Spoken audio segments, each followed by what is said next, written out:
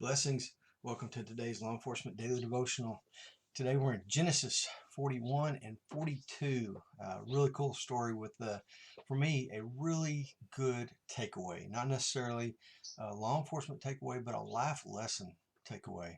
Um, Genesis 41, Pharaoh has his dream and he's looking for somebody to interpret it, which obviously God gives him, which allows a way for Joseph to come into his service and be appointed as the second highest official in the land of Egypt.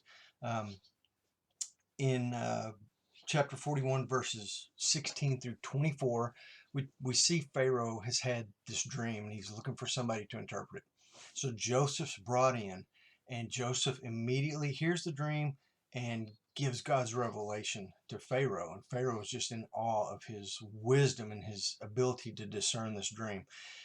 The interesting thing here, Pharaoh has two dreams, and Joseph interprets both of them, which made me think back to when Joseph was in jail.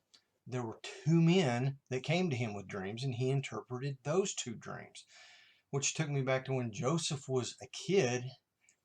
When his brothers hated him, he had two dreams. So I haven't worked all this out yet, but there's something going on here with two dreams, two dreams, two dreams.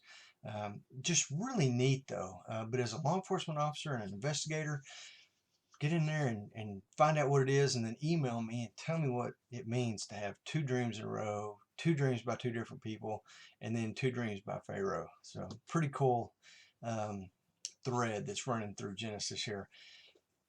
Chapter 41, verse 25, God gives Pharaoh a sign. Here's my life lesson. God blessed Joseph in everything we see. God blessed Joseph when he was at home and he had favor with his dad. When he was sold into slavery, he was blessed and highly favored because of Potiphar. Potiphar put him in charge of everything. Then when he goes to jail, the jailer puts Joseph in charge of everything because he sees that everything he puts his hands to, God blesses him. Then he comes out of jail and he becomes the second highest ranking official in Egypt. So God gives him blessing after blessing after blessing. And the thing with Joseph is he recognizes the blessing. God doesn't give him great circumstances.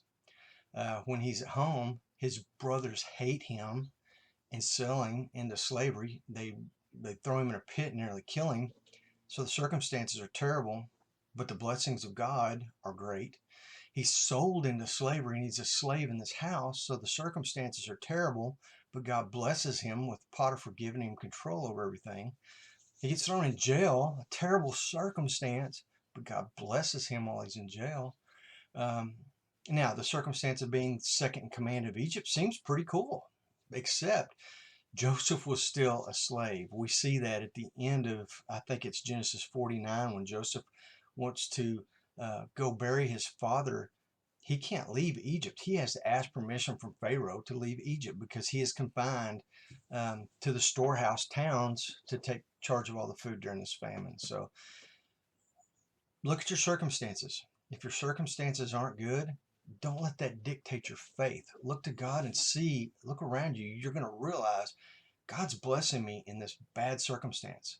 So look for the blessings. Have a vertical view, looking for God's blessings. Don't have a horizontal view where you're looking at your circumstances.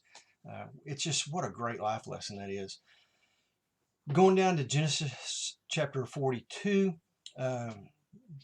Joseph sees his brothers. He remembers who they are. I don't want to spend too much time on this, but Joseph, man, the last time Joseph saw these guys, Simeon and Levi had murdered an entire town of people. His older brother Reuben had slept with his mother, or his mother-in-law Bilhah, and just there were not a lot of good things going on with these brothers. They were not good.